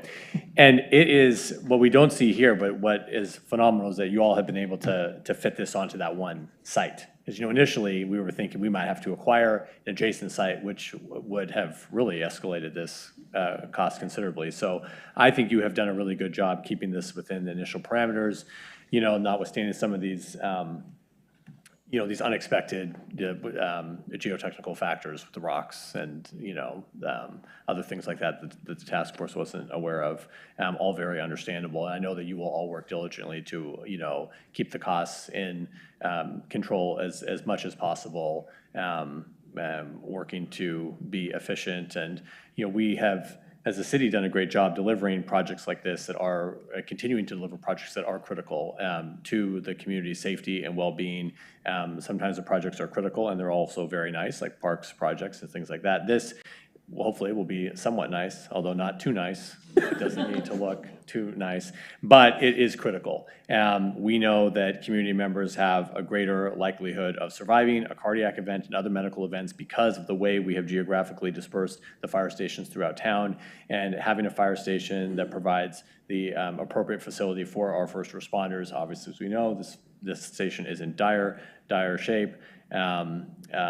Is important to continuing that ability to, you know, save lives, really. And so it's a great project. I did notice just one little thing on the drawing you had earlier, that there is a gate.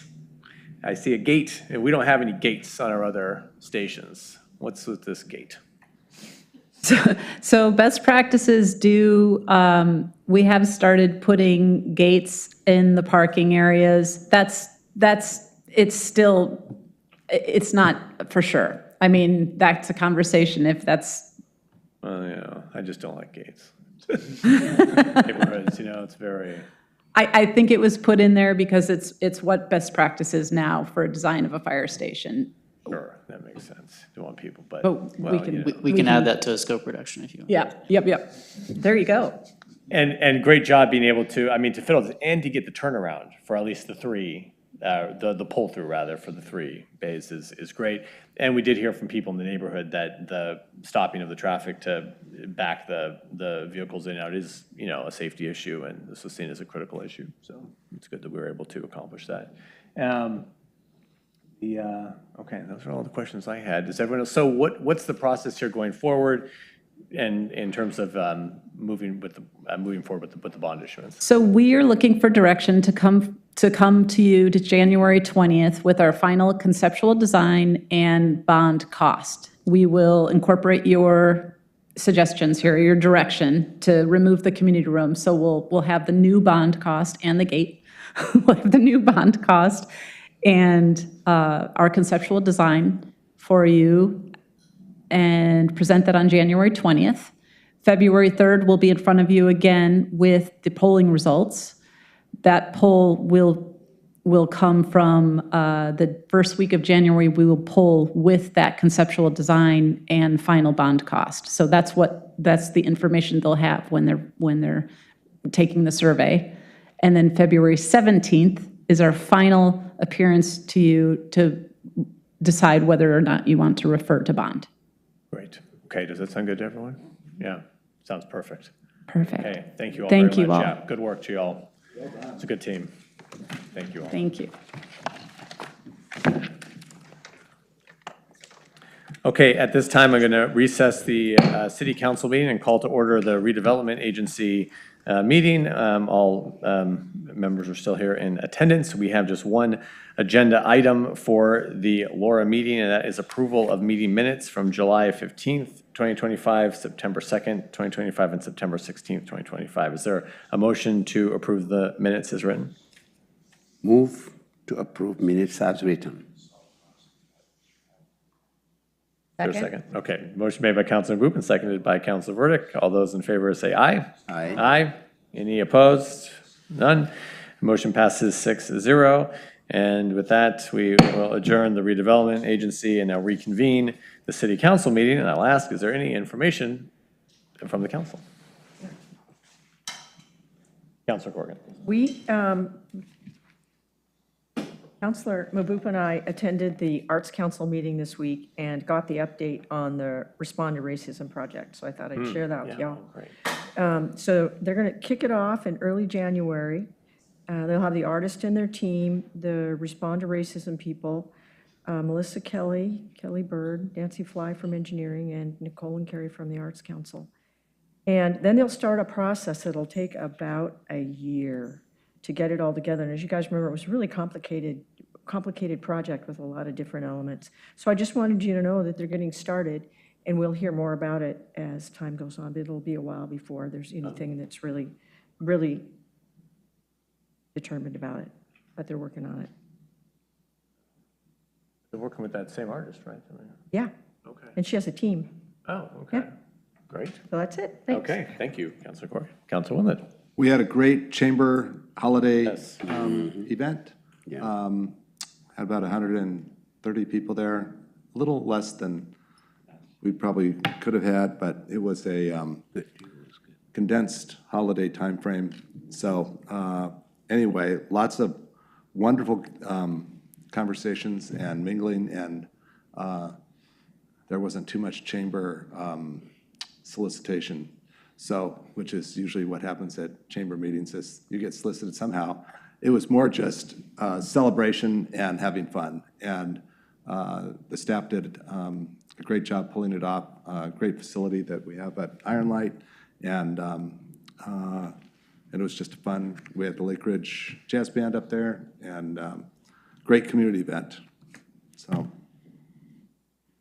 Yeah, I had, the SAB last night was wonderful. They continue on the GPLE. It's Madison was the savior there. Did a wonderful job replacing Amanda, which I thought, no one would be, but she really made a very good impression. And we did the art council, so it was a long day for me. But also, the most important thing, and that's why we didn't stay all the way during the chamber, we had the Youth Leadership Council, the mayor and I, and they're doing great capstone project. You know, I really appreciate what they're working on AI, and they want to. AI. They want to win the world. Yeah, and also we had a great presentation of the Foothills project with even the buildings with AI. I mean, it was those folks are doing a wonderful job. Like the job they're doing, this project will be known. honestly one of the rare you see that they come present, and they're doing it across the city. You can go see, talk to them. I think it was a wonderful thing. So that's what I have. Yes, the, Councilor. Go ahead. No, you go ahead, go ahead. I just want to say Library Advisory Board had another very productive meeting talking about goals for next year. They're really wanting to say how can they support council and make sure their goals align.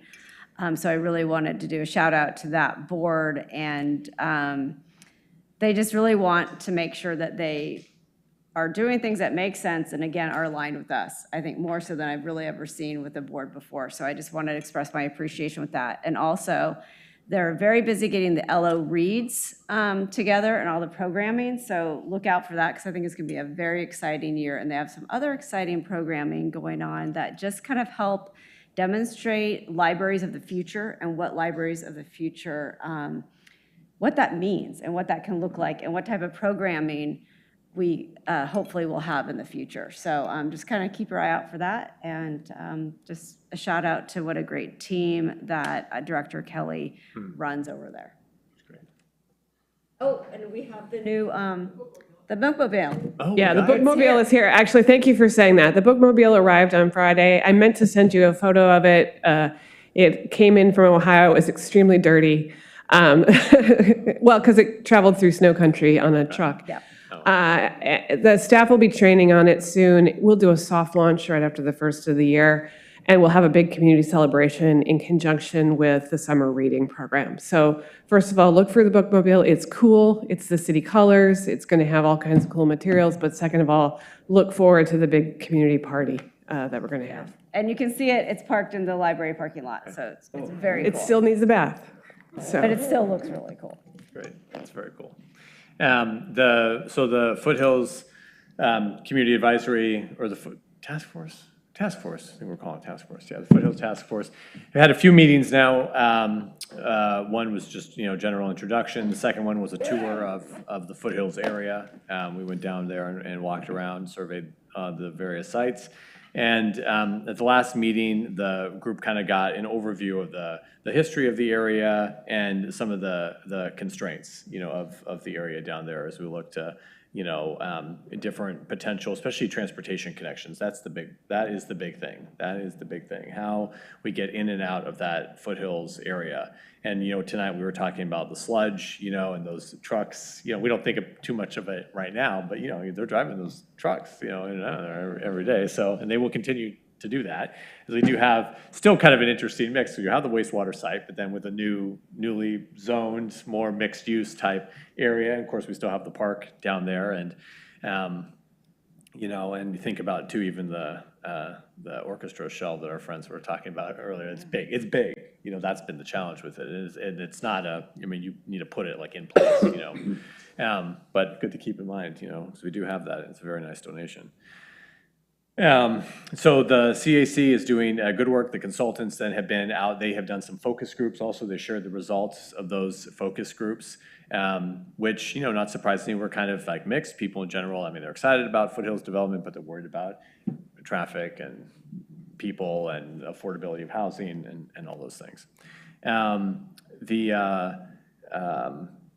Supportive housing, so on other fronts here, TriMet has been moving forward with their reductions to service. They've started a little bit, you probably read about it, in the news. They've been making the rounds, talking to us about some of the cuts. We're trying to get them to come talk to us here at a city meeting at some time, so that would be great.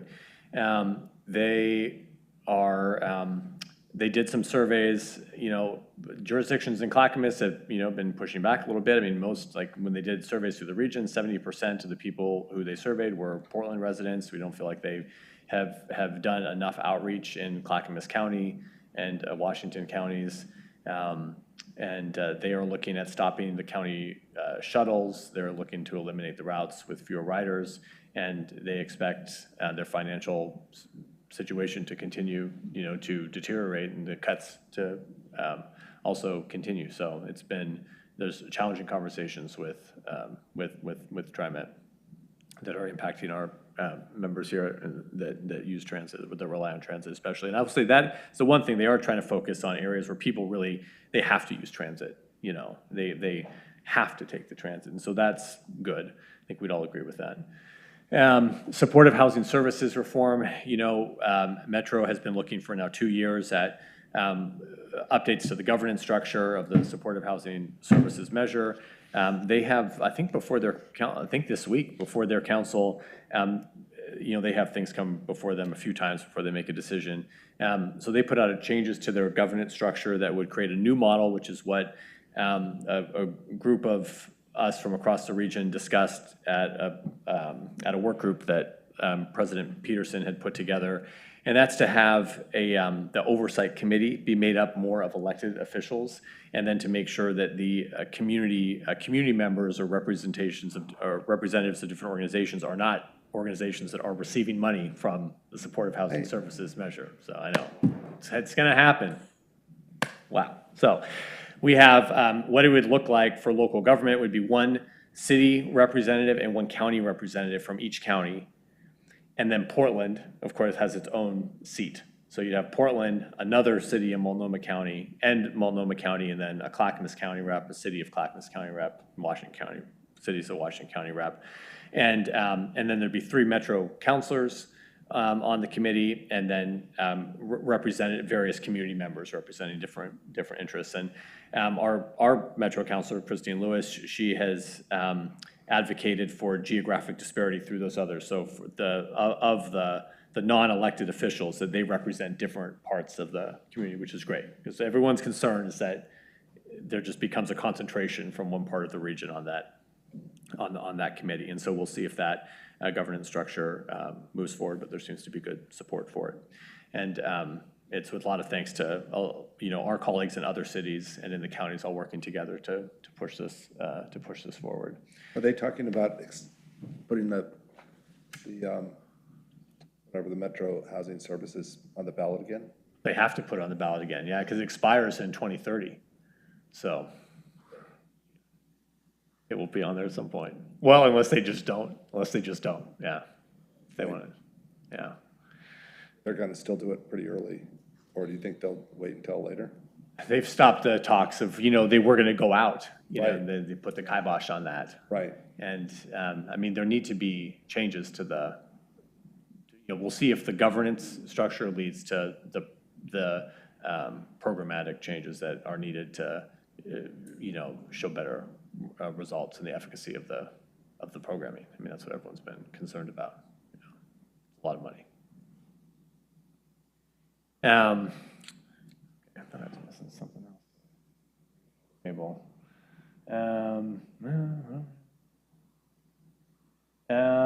That's really, there's I will say if you want to check it out, Metro has created a Safe Streets Fatal Crash dashboard, which is kind of interesting, just real data-driven, showing where we see a lot of the traffic fatalities around town. And unfortunately, we had a traffic fatality here on 43, single vehicle accident there. But whether it's a pedestrian, they at JPAC meetings, they share the traffic fatalities every month that happen. I mean, there's quite a few. And they're all various. Some are pedestrian, some are, vehicle and vehicle. And there's been a desire from that group just to have more transparency on where, are these happening in cities? Are they happening on unincorporated areas, on state highways? Where are these accidents happening? And then really working on identifying the factors that contribute to those crashes, so we can prevent them from happening. And then finally, last but not least, tonight is the last city council meeting for our city attorney for the past several years, Ellen Osenak. And I just want to give her, on behalf of all of us, a very sincere statement of gratitude for all the work you've done for the city these past few years. You've led us through some very complicated and significant litigation, especially. You brought that particular talent, to the city, and have guided the council and the community through what were very, very difficult issues, and you did it in a very professional way that brought all of us on the council along and the community, and for that we owe you a lot of gratitude, and we are sad to see you leave. We're wishing you all the best And we hope this is not the last time our paths cross. Well, that's very kind words, and it has been truly a professional honor to serve the city of Lake Oswego. I particularly appreciate your comments about having served in this role at a really important time for the city and its transition, and it means a lot to me to hear you reflect back to me that my work impacted not only you all and staff, but the community, because that's certainly my deepest orientation as a public attorney, is wanting to balance the needs of the city while recognizing that its needs are articulated by those who are elected, but they are elected by those who live here and vote and work here. So I just wanted to say thank you again for choosing me as your city attorney, and it has been just an incredible honor and challenge and opportunity, and I've really, I've grown so much, and I just want to thank all of you for that. Okay. Thank you, okay. We're adjourned. Thanks, everyone. Good meeting. So what do they do with the art project? So we'll read it back to you. Nicole gave us a pretty good. So they just like, they're going through all these design. So this great big huge community.